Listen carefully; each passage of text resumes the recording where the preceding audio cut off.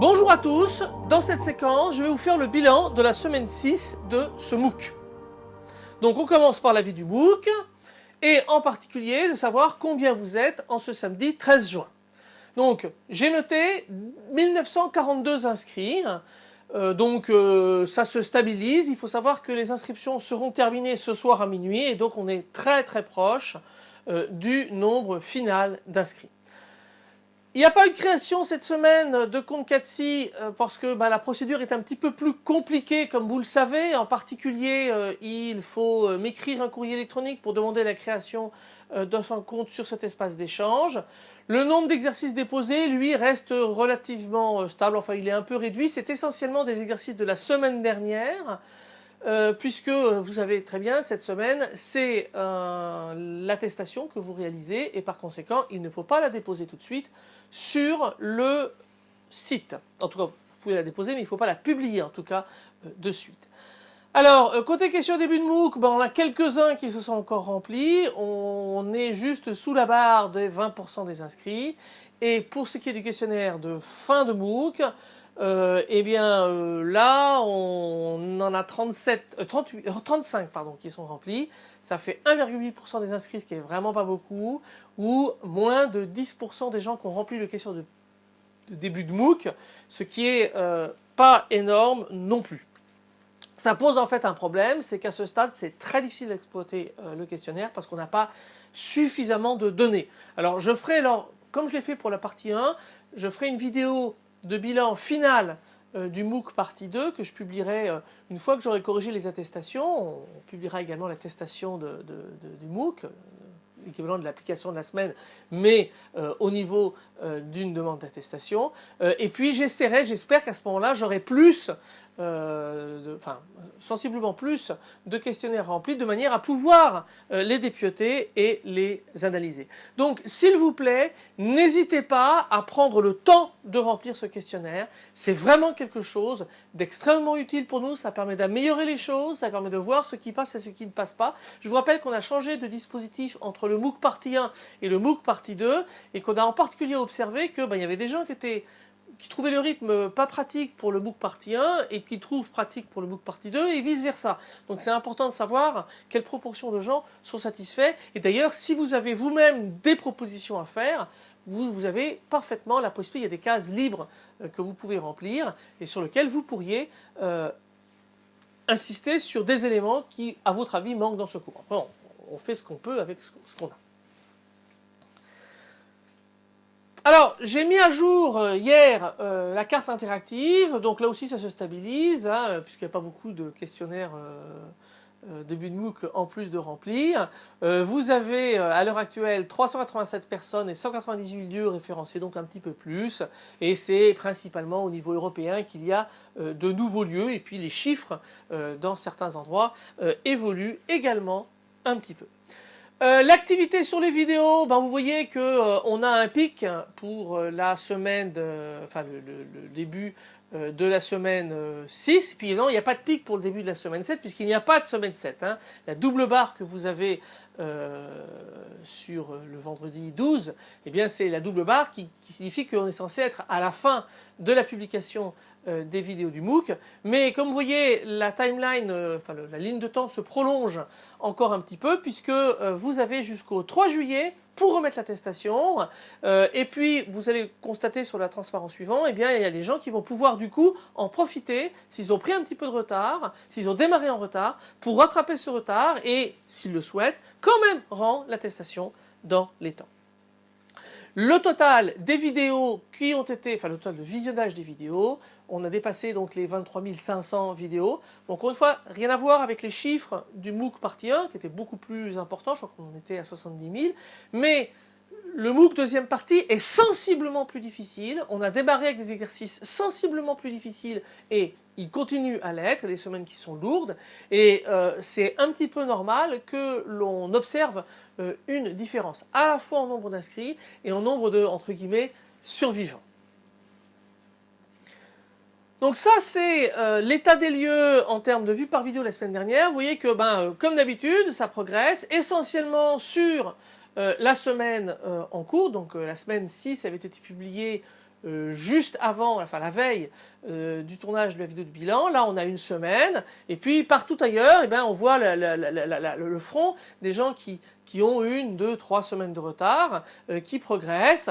Et effectivement, vous voyez bien qu'on a 2 paliers. On a un palier, en fait, le vrai palier, je pense, c'est celui qu'on obtient à peu près au bout de la 3e semaine, qui tourne autour de 200 personnes, avec un petit peu de retard dans les semaines 5 et 6, tout simplement parce que les gens n'ont pas forcément tous encore atteint cette période-là. C'est normal, c'est dommage de ne pas être dans la vague de crête, parce que c'est là qu'il y a le plus d'interactions, mais n'hésitez pas à continuer à discuter. On va créer un fil de discussion dédié à toutes les discussions de toutes les semaines, de façon à les regrouper, qu'on n'ait pas à se promener un petit peu partout, en plus du fil de discussion sur l'exercice de l'attestation. Donc, il n'y a pas de souci, vous allez pouvoir continuer à accéder au forum et l'équipe pédagogique va de temps en temps, être avec une fréquence un petit peu moindre, les parcourir, et puis il y a les autres participants au MOOC qui vont les parcourir et qui vont donner des réponses. Il y a un certain nombre de réponses qui apparaissent et qui sont toujours de très très bonne qualité, donc n'hésitez pas à demander de l'aide. Donc, l'avis sur le forum maintenant. Alors, ça y est, il y a eu la rencontre à Paris. Donc cette rencontre s'est bien déroulée, c'était assez sympa et c'était là où se positionne la flèche. Donc au Rostand, place Edmond-Rostand, juste en face du Jardin du Luxembourg et dans une zone qui était extrêmement accessible. Si par hasard vous avez d'autres meetings physiques qui se programment, soyez sympa de, comme ici, me transmettre une photo que je mettrai sur les forums ou que je mettrai sur la vidéo de bilan finale. Je sais qu'il y a des choses qui ont l'air de se préparer dans la région de Bordeaux. On va voir ce que cela donne. Alors, il y a une question qui a été posée sur les forums. La même question a été posée sur la partie 1 de ce MOOC et également sur le MOOC 2014. Donc, il y en a 2. Il y a jusqu'à quand les transparents, les vidéos de MOOC seront-elles disponibles sur Internet ? Seront-ils, disponibles sur Internet ?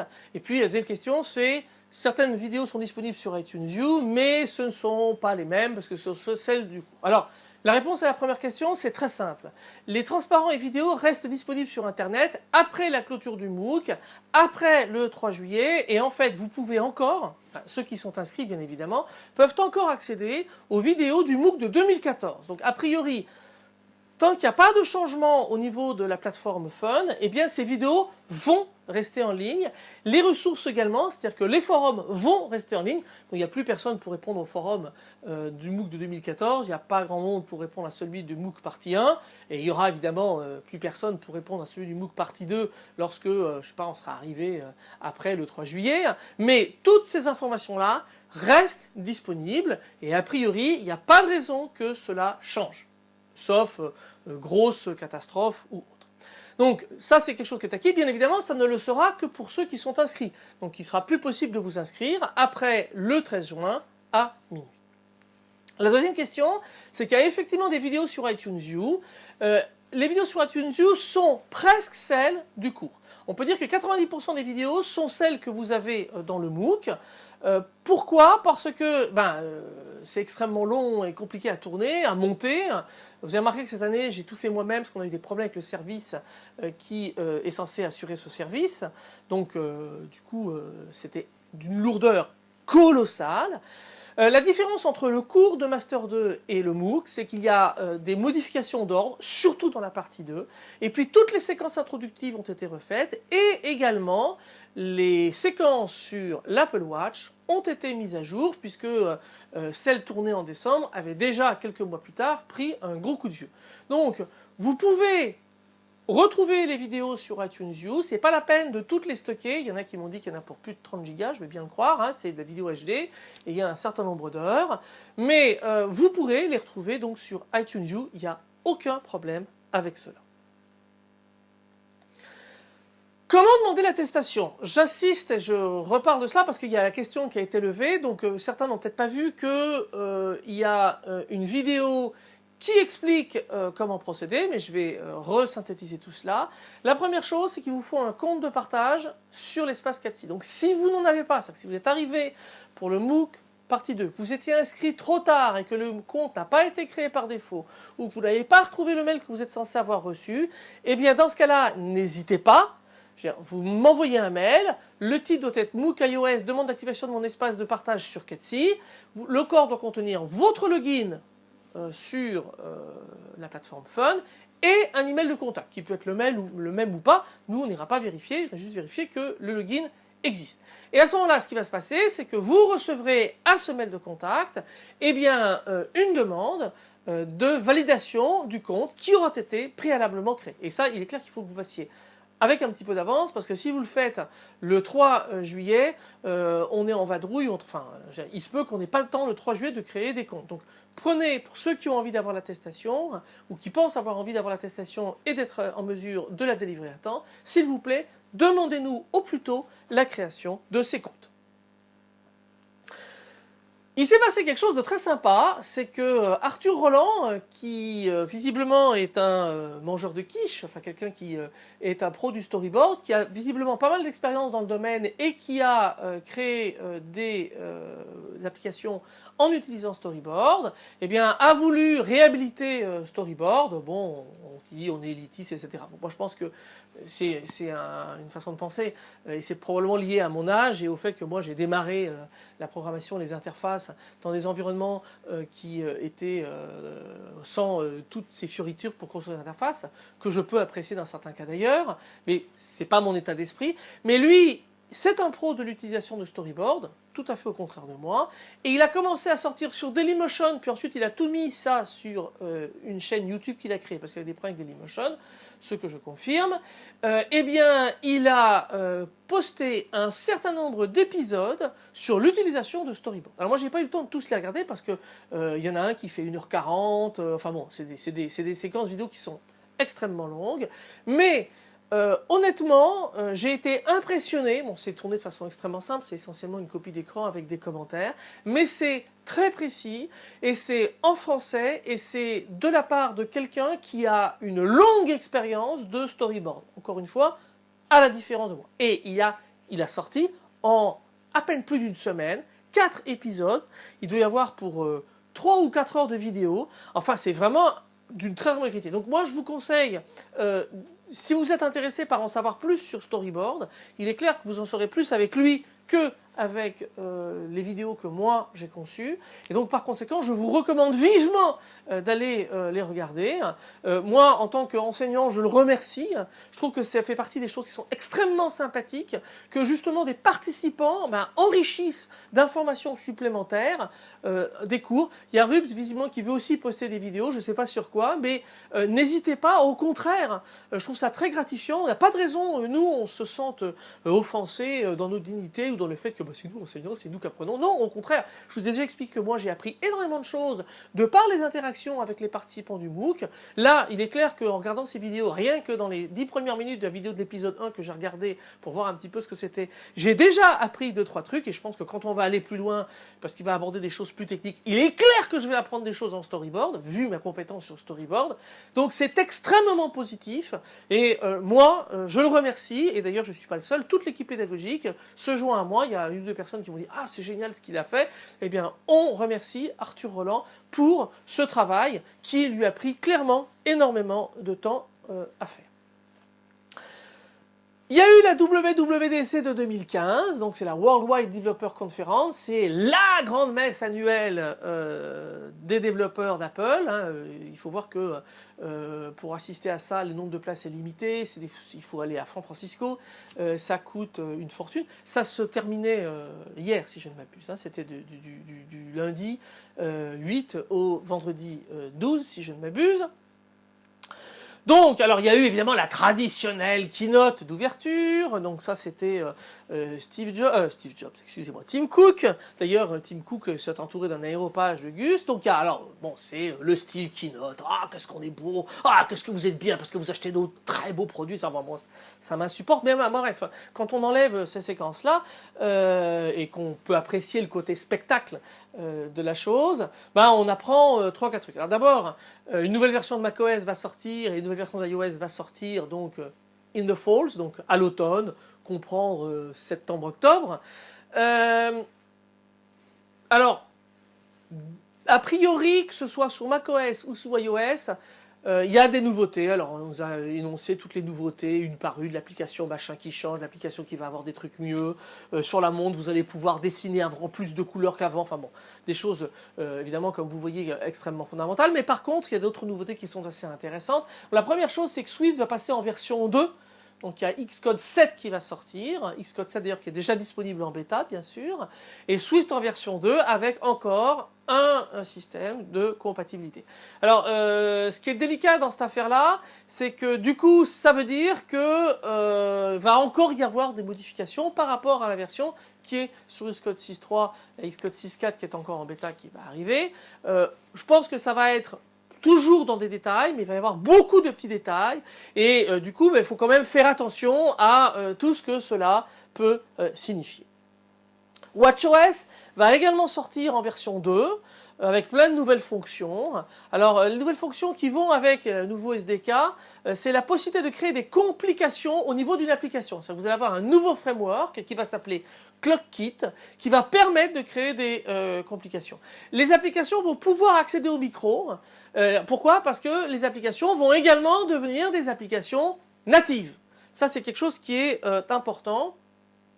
C'est-à-dire que ce qui va se passer, vous voyez ici, donc en bas, pardon, c'est la situation actuelle où vous avez l'extension WatchKit qui est au niveau du téléphone et qui donc communique avec Bluetooth. Donc effectivement, c'est logique qu'on ne puisse pas accéder au dispositif physique de la montre parce que les capteurs physiques sur la montre, en fait, ils sont déportés sur la montre. Donc ça explique qu'on ait des problèmes à accéder véritablement à l'information, sauf peut-être au mouvement de cœur ou des choses comme ça. Là, l'idée, c'est que désormais, donc cette partie marron va être déportée sur la montre, donc il va tourner sur la montre.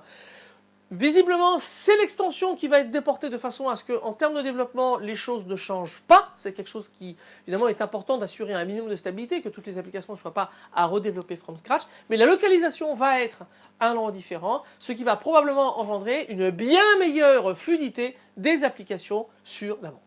Toutes ces mises à jour seront disponibles à l'automne avec le fameux macOS El Capitan. El Capitan, c'est un sommet du Yosemite Park, iOS 9, WatchOS 2, bref, la vie est belle, tout le monde sera content. Alors, il y a par contre un coup de tonnerre qui a été annoncé, c'est qu'avec Xcode 7, seul un Apple ID que l'on peut obtenir gratuitement sera nécessaire, non pas pour déployer sur l'App Store, rassurez-vous, mais pour déployer sur son propre terminal. Donc je pense qu'on devra pouvoir déployer sur un ou sur l'ensemble des terminals qui ont été enregistrés avec le même Apple ID. Donc ça, alors honnêtement, je trouve que c'est très très bien, c'est vraiment intelligent de la part d'Apple. C'est-à-dire que toute une série de personnes qui disposaient d'un terminal, mais qui ne disposaient pas d'un abonnement développeur chez Apple, vont pouvoir désormais déployer sur leurs terminaux avant de se poser la question de devoir acheter un abonnement développeur. Donc ça, c'est quand même très très sympa, indépendamment du fait que si vous avez une application que vous utilisez pour votre usage personnel, rien ne vous empêche de la déployer vous-même sur votre téléphone et d'être le seul à vous en servir si le cœur vous en dit. On va peut-être aussi pouvoir, c'est quelqu'un qui a fait la remarque, diffuser des applications sur GitHub et que l'on va pouvoir installer sur son téléphone. Alors faites attention parce que quand même, lorsque vous récupérez les applications sous GitHub, il faut juste avoir confiance dans le développeur qui les a transmises parce qu'il peut vous mettre des cochonneries derrière qui éventuellement transformeront votre montre en un rootkit géant. Hein, je veux dire, la seule différence, c'est que comme il le fait sur GitHub en mettant les sources, avant de compiler et de la déployer, vous avez intérêt à regarder un petit peu les sources, ce qu'ils contiennent, pour savoir ce que cela peut avoir comme effet de bord sur vos terminaux. Nous avions évoqué dans les premières vidéos qui ont été publiées en semaine 0 l'idée qu'on pourrait organiser un projet qui serait un projet plus conséquent, pour lequel vous auriez intérêt à vous mettre à plusieurs, qui serait en fait d'aller jusqu'à la publication d'une application complète iOS sur l'App Store. Donc c'était ça l'idée, qu'on évaluerait non pas les applications qui seraient soumises via l'espace d'échange, mais qu'on évaluerait les applications qu'on pourrait télécharger gratuitement sur l'App Store.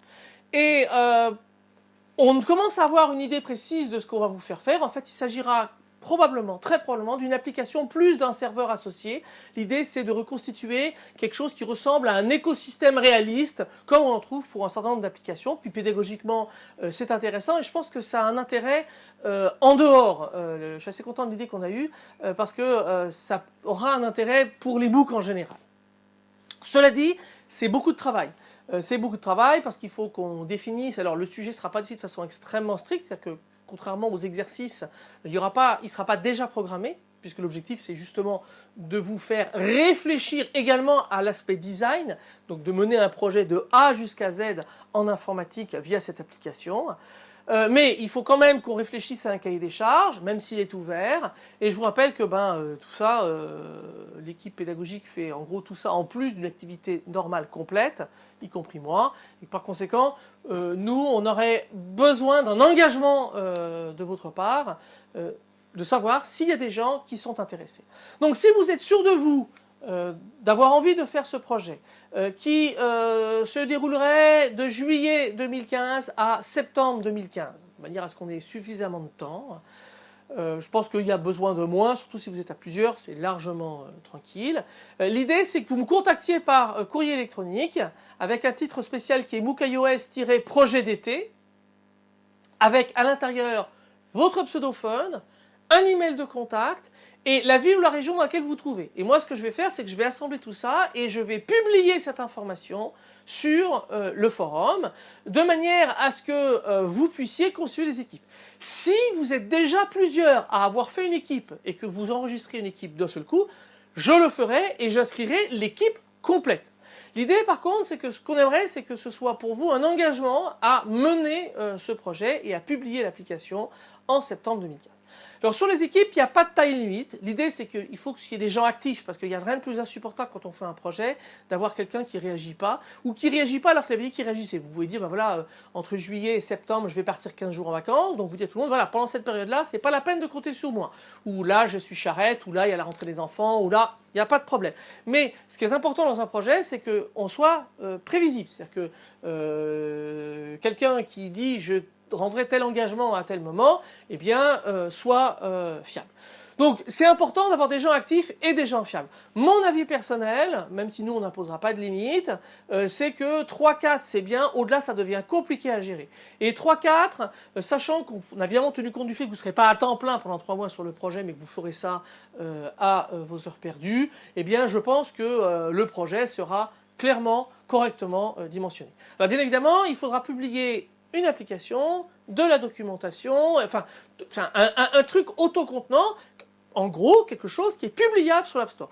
La chose qui nous est imposée, c'est que l'application soit publiée gracieusement, donc elle soit gratuite, mais vous pourrez vous enorgueillir, hein, vous serez auteur de cette application, donc elle peut vous servir dans des CV ou par ailleurs, elle participera à votre popularité, et ce qui se passe, c'est qu'il y aura bien évidemment une date limite pour publier cette application. On verra quand en septembre 2015, peut-être plutôt fin septembre que début septembre.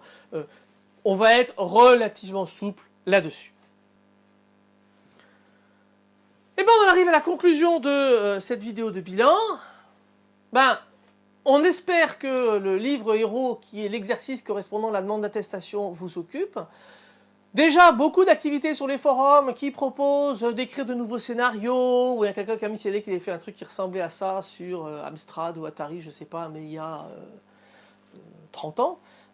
C'était l'époque bien heureuse, alors c'était pas du XML, ça n'existait pas, mais c'était un peu la même idée. Si vous avez des scénarios, des variantes, il y en a qui proposent de faire des extensions pour avoir un peu plus de choix, il n'y a pas de souci. Si vous faites un scénario qui suit exactement ma BNF, vous m'en l'envoyez et je le mettrai en ligne, je publierai toutes les URL. Éventuellement, je ferai peut-être un petit catalogue, un XML avec toutes les IRL, de manière à ce que vous puissiez, dans votre application, faire un choix parmi des scénarios possibles. Si vous avez des extensions, il faut que vous publiez également une mini-doc, 10 lignes, sur les nouvelles balises que vous traitez et où elles se situent et ce qu'elles signifient. Ça, c'est quelque chose qui est important pour que les gens qui font l'attestation puissent exploiter ces informations. Voilà, donc je ferai ça, évidemment, l'intérêt c'est de publier les scénarios un petit peu tôt, de manière à ce que les gens aient l'occasion de les expérimenter. C'est donc terminé pour cette partie active en termes de cours magistraux du MOOC. Les attestations sont à rendre, je vous le rappelle, pour le 3 juillet à minuit. Et je vous demande de respecter les consignes qui sont exprimées dans une vidéo dédiée sur les modalités de remise de cette attestation. Je vous demande également de ne pas publier prématurément l'exercice que vous aurez mis sur l'espace d'échange. L'idée, c'est qu'à partir du 4 juillet, vous puissiez le faire, ça s'est très bien passé pour le MOOC première partie, et que vous puissiez à ce moment-là, comme d'habitude, discuter sur les avantages et inconvénients de vos solutions croisées. Ce sera assez sympathique. Alors le bateau de la semaine, ce n'est pas un navire particulier, c'est une classe de navires auquel je souhaitais rendre hommage. Il s'agit de la galère. Il faut savoir que la galère, c'est un navire qu'on trouve dans l'histoire de l'humanité, en gros de, je sais pas, moins 1000, moins 2000 avant Jésus-Christ, jusqu'à la dernière bataille de galère, c'est en 1781, je crois, avec les dernières galères, mais on peut dire que jusque 18e siècle bien avancé, il y avait encore des galères qui étaient opérationnelles probablement au 19e sur des flottes qui étaient un petit peu obsolètes. Là, l'image que je représente, c'est une galère, une reconstitution bien évidemment, hein, vous voyez qu'elle a l'air très actuelle cette image, d'une galère athénienne. Il faut voir que la puissance athénienne s'est construite sur sa flotte de galères, et sa flotte de galères s'est construite sur les forêts de cèdre du Liban. C'est-à-dire que le Liban était extrêmement forestière, une zone très très bourrée de forêts avec des arbres extraordinaires qui sont les cèdres du Liban, et que cette forêt a été complètement décimée dans l'Antiquité, première intervention massive de la civilisation humaine sur un écosystème, pour justement la construction de la flotte athénienne. Là vous avez une trirème romaine. Alors, elle se ressemble beaucoup. En fait, ça, c'est une trirème romaine qui doit dater de probablement, en tout cas, je dirais 1er siècle avant Jésus-Christ, et clairement avant l'avènement d'Octave, donc l'empereur Auguste, parce que Octave s'est adjoint, en fait, au moment des troubles, la fin de la République, aux alentours de l'assassinat de César, il y a eu un deuxième triumvirat qui s'est constitué pour, en gros, aller exécuter les gens qui avaient assassiné César d'une part, et puis temporiser en train de savoir qui allait remporter le pompon et prendre le pouvoir, parce que c'était quand même ça l'objectif. En fait, il y a eu pas mal de troubles et il y a eu un certain nombre de pirates qui ont commencé à écumer la Méditerranée. Et la chasse à ces pirates a pas mal occupé Octave.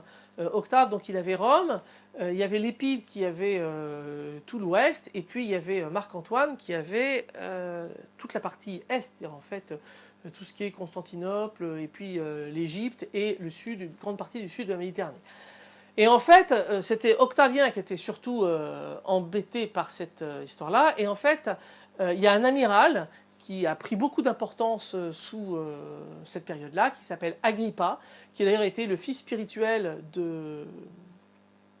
d'Octave, qui lui est mort, il lui a marié sa fille. Ça aurait été probablement son héritier si il avait survécu suffisamment longtemps. Et en fait, il a pas mal révolutionné l'art de la guerre maritime à cette époque-là, en particulier en ajoutant des espèces de ponts. Des ponts avec des crochets qui faisaient que lorsque la galère arrivait et abordait, eh bien, ça avait deux effets. Le premier effet, c'est que les cohortes romaines avaient un pont sur lequel marcher pour se précipiter sur le navire ennemi. Ça rendait l'invasion de navire ennemi beaucoup plus aisée. Et la deuxième, c'est qu'il était équipé de crochets qui empêchaient le navire ennemi de se désengager. Et cette innovation-là, elle aurait en particulier été utilisée à la bataille d'Actium, qui est une bataille extrêmement centrale, qui va, en gros, on dit maintenant que c'est une des batailles qui a fait basculer, même si les choses sont clairement plus compliquées que cela, l'équilibre en faveur d'Octavien par rapport à Marc-Antoine, où en fait, à Actium, les flottes romaines d'un côté et puis une coalition assez hétéroclite menée par les Égyptiens de l'autre se sont combattus pour essayer en fait de vaincre un blocus. Vous avez une très très belle représentation hollywoodienne dans le film Cléopâtre de Mankiewicz, de cette bataille, qui est extrêmement évocatrice, mais complètement fantaisiste, bien évidemment. On a beaucoup de mal à avoir d'informations sur cette bataille, ne serait-ce que parce qu'on a évidemment que le côté du vainqueur. Mais il est clair qu'il y a eu un certain nombre d'abordages et que probablement cette innovation, qui était encore à l'époque relativement récente, a pu jouer un rôle important. Mais encore une fois, c'est très compliqué parce qu'on ne sait pas qui formellement a gagné la bataille, même si probablement politiquement la bataille était perdue par Marc-Antoine et Cléopâtre. Je parle des Égyptiens, vous voyez là un autre type de galère, on n'appelle pas forcément ça encore une galère, mais c'est quand même le même principe, vous voyez, donc ça il s'agit d'un navire égyptien. Les Égyptiens ne sont pas de grands navigateurs. Les Égyptiens, en fait, ce qui les intéresse, c'est le Nil. Le Nil, c'est la vie, et le Nil, c'est un fleuve qui est extrêmement long, et il y a donc énormément de transports sur le Nil. Donc là, vous avez ici un navire, ça c'est un navire probablement contemporain de l'époque des Ramsès et autres. Donc là, on est, si je ne m'abuse, on doit être 12e ou 13e siècle avant Jésus-Christ. Donc c'est quand même des navires, c'est un peu plus primitif. Ni les Grecs, ni les Romains, ni les Égyptiens ne connaissaient le gouvernail. C'est une invention qui va arriver sous nos latitudes extrêmement tard, au Moyen-Âge, et qui est en fait une invention égyptienne, chinoise. C'est en Asie que le gouvernail va être inventé. Et il est clair que le gouvernail rend les navires beaucoup plus maniables que ces espèces de grandes rames que vous voyez à l'arrière, qui parfois sont la seule manière de différencier l'avant de l'arrière d'un navire. C'était pratique aussi ces bateaux qui étaient à double sens parce que ça leur permettait d'éviter d'avoir à faire des demi-tours. Donc il faut voir que ça peut avoir un sens, beaucoup de choses pouvaient être réversibles. Alors là, il y a une voile seulement. Il est clair que souvent, ces navires qui remontaient le Nil pouvaient être soit tirés par des ânes, soit à la voile, ou à la rame, ou tout à la fois. Il faut savoir que c'était le seul moyen de transport, en particulier des pierres colossales qui ont permis de construire les monuments qui sont encore là aujourd'hui, comme les pyramides ou les grands temples, etc. Les Égyptiens ne connaissaient pas la roue, en particulier au temps où on a construit les pyramides d'Égypte et un certain nombre de grands monuments. La roue n'était pas connue. Et par conséquent, le transport fluvial était quelque chose de crucial. D'ailleurs, en général, les carrières de pierre étaient près du fleuve et les édifices étaient eux aussi près du fleuve. De toute façon, la vie en Égypte était près du fleuve. Le fleuve cadence absolument toute la vie. Vous avez vu la région, c'est extrêmement aride, et ce fleuve, la seule chose qu'il fait, c'est qu'effectivement, il amène l'eau qui permet de faire pousser les cultures, et donc à la population de vivre dans un climat relativement clément, bien protégé par des kilomètres et des kilomètres carrés de désert de part et d'autre. Eh bien, c'est sur cette évocation de ce navire emblématique qui a donc traversé l'histoire de l'humanité. J'espère que les compétences que vous aurez traverseront l'histoire de votre vie et que vous saurez les faire évoluer, comme ce navire, lui, a évolué tout au long de son histoire. Que nous nous quittons sur cette dernière vidéo de bilan. Je vous remercie de votre attention. À bientôt.